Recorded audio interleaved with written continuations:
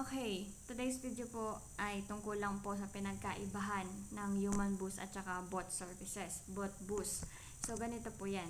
May mga nag-a-ask po kasi sa amin, ano po yung proof nyo, ano po yung ah, palatandaan para malaman namin na totoong tao po talaga yung mga gumagawa ng order namin versus dun sa mga robot lang na mga services, mga boosting services.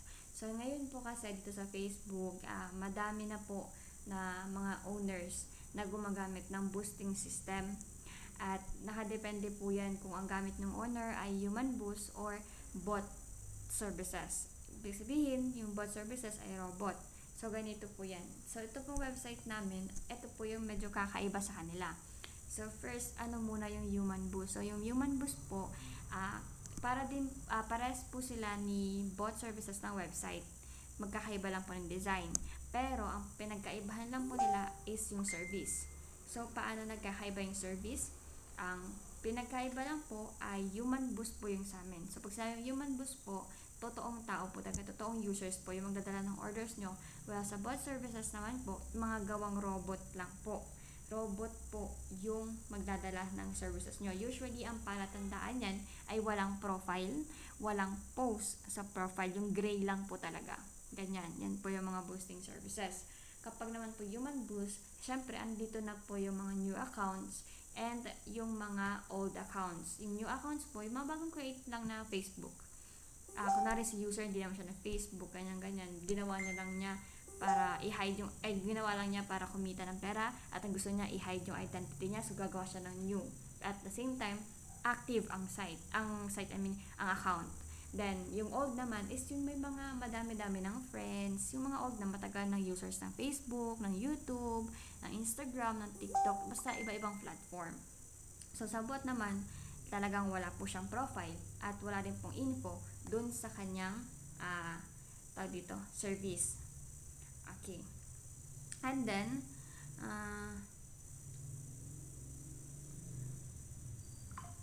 okay. So, paano naman? Anong nangyari? Paano malalaman? You can always check after ordering dito sa website namin. You can always check sa data nyo po sa inyong platform, social media platform. Pinakamadaling makita kay Facebook kasi may nakalagay doon kung non-organic or not organic. Okay? Non-organic or organic.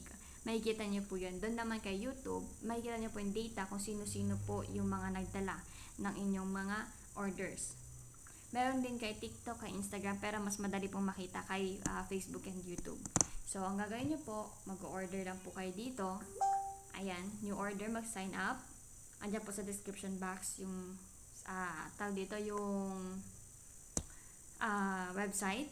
As of now, nagagawa po kami ng backup website in case na magkaroon po or ma-full slot. Okay. Then, after ordering po dito, makikita nyo dito yung orders ninyo. Ayan, yung mga orders. Ayan, okay. So, ganito na po, ipapaliwanag ko po ha. Dito, isa pang pagkakaiba nila, ito pong si human boost ay per slot po. Per slot, meaning, slot po ang meron dito. Sa boosting kasi, sa bot boosting kasi is meron po siyang unlimited siya. Unlimited po. Like, anytime, kahit magkano, pwede nyo pong pwede nyo po siyang i-order. Then, pinakamabilis minutes process lang papasok na sa inyo. Pero sa human boost, dahil nga po totoong tao po to, medyo may kabagalan siya. Depende sa availability ng slots. So, dito per slots po tayo. So, kunwari, sa per services, limited slots lang po siya. Hindi naman siya sobrang konti. Thousands of slots pa rin siya. Pero kasi, marami na pong gumagamit ng website. That's why, mabilis mapuno yung mga services. So, ang nangyayari, minsan, yung order ninyo, it's either naka-cancelled. Okay? Ayan po, katulad nito. Nagka-cancel po yung mga order because yung yung service mo mismo ay full slot na. So, wala na, hindi ka na maka-order kasi busy na yung mga users namin. So, paano po nangyayari yan? So, ganito po, after ordering, ayan, after nyo po mag-order, ang mangyayari, ito pong system namin, makikita po namin yung mga orders nyo, including kung mag-ilan yung order nyo, yung quantity, kung magkano yung binayad nyo, kung ilan na lang yung kulang na ilalagay, at kung anong service yung kailangan ninyo. at kung anong time ninyo kailangan. Nakikita po namin yan.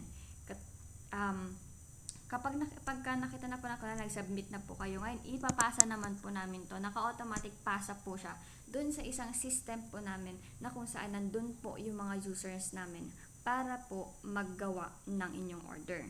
Kaya po minsan medyo matagal po, pero hindi naman po inaabot ng 1 day, 2 days. Kaya medyo matagal, aabot po siya ng mga hours process, mga ganyan. Pero wala po talagang seconds and minutes process, wala pong ganon. At saka kung meron man pong ganon, siguro is dito, bago ang service or madaming slot doon sa service na yon. Pero in reality po talaga, wala pong sobrang bilis katulad ng bot services. Okay? So, ang nangyayari po, after po namin maipasa doon, so yung binayad nyo, ibabayad po namin sa mga users din namin o yung mga taong nagdadala ng orders ninyo, tapos andun na po. Yung status po dito is naka-automatic naka-automatic update po yan. For example, if yung service katulad nito walang slot, puno na yung slot, mag-automatic ika-cancel po ng mga users namin yan kasi busy na sila. So, cancelled. Then, pag na-cancel po nila dun sa isa namin system, mag-auto-cancel din po dito sa system namin kasi nga may system pa po kaming isa. Then, kapag naman completed na, for example, ito, nag-order siya 1,000 views. So, ibig sabihin, 1,000 na tao ang manonood sa video. Hindi po 1,000 na paulit-ulit panoorin. Hindi po gano'n yun kasi nakikita yun sa data. At saka may spam po pag gano'n. So meaning, kung ilan yung quantity, yun din po yung tao na gagawa ng inyong order. So kunwari 1,000 to. So 1,000 na tao din yung manonood. Kapag natapos ngayon ng 1,000 na tao yung manonood, syempre, mag-auto update po yung status, magko-completed po siya pagtapos na. At paano nyo naman po malalaman kung sure na 1,000 na tapos na? You can always check the link po na nilagay ninyo. Or yung mga video po mismo na nilagay ninyo, pwede nyo pong i-check yun. Makikita nyo po doon yung data. And makikita nyo po doon yung data kung taga saan po yung mga nanood at ilang taon po sila, kung anong time. Ewan ko kung kasali pati time ha. Pero sa YouTube kasi nakikita kung yung retention, kung gaano katagal panoorin. Ganon. So, makikita nyo po yun sa data mismo ng video nyo. Kayo po ang makakita po mismo. So, unlike sa bot services, hindi ko lang po sure kung nakikita rin po yung mga data nun, but usually detected po sila. Hindi naman po sa tinatakot ko kayo. Kasi bot services po ay nag-e-exist lang para sa mga accounts na hindi naman po gustong, kumbaga paging practical na po tayo, kung hindi naman po gustong kumita or gusto lang talaga basta sikat lang, gano'n, yung hindi masyadong importante sa kanila yung quality or kung sino nanonood sa kanila, just a display lang, kumbaga, yun po yun, yung bot services, just a display lang. Pero dito sa Human Boost, kung gusto nyo manood sa inyo, kung gusto nyo kumita, kung gusto nyo ma-monetize, pwede po kayong gumamit ng Human Boost. Pero, always make sure lang po na na i-check nyo yung website na ginagamit ninyo. Okay? Itong website po namin, itong fastsmmph.store, ito lang po yung iisang website namin na nagpro-provide ng Human Boost. So, ito po mga data nito tungkol po sa Human Boost. Ano-ano tong mga to is meron po akong video nyan. Kung paano mag-order, meron po akong video nyan. So, you can always check here sa aking channel. Then, ano pa ba? Basta gano'n lang po siya. Then, kayo na po. Choice nyo na po kung ano yung gusto nyong gamitin. Usually po, in terms of sa cost ng services and products, yan. Ang services po namin ay more pricey than the bot services kasi po ay human, totoo pong tao, nagbabayad po tayo. Depende sa rate po ng mga users natin. So, yung cost ng services natin dito ay nag-iiba-iba depending sa rate po ng ating mga users. Well, sa bot, parang alam ko may fixed service sila. May fixed cost sila every services and unlimited. So, kayong bahala kung dun kayo sa may real pero limited or dun po kayo sa fake pero unlimited. Okay, kayo po bahala niyan. And another, you can always message me here sa ating account dito sa Human Boost Store. Ayan, pwede nyo po akong message dyan. You can always stalk me para sa aking mga proofs and services, and then sa updates, andito po lahat yan. Pero madalas hindi po ako nakaka-update dito kasi meron naman po tayong group chat. So, doon lang po ako sa group chat masyadong or palaging nag-update. Okay? So, ayun lang po. Again, kung gusto nyo mag-sign up at gumamit ng aming Human Boost services, you can always check our website and sign up po. And then, add funds na rin po kayo. And katulad itong nakikita ninyo, meron na siyang total balance na 1,033 na lang. Ayan po yung balance niya. And then, yung total spent niya ay 9,500. And then, total orders, 244. And take note, ito po client na to ay galing sa UAE.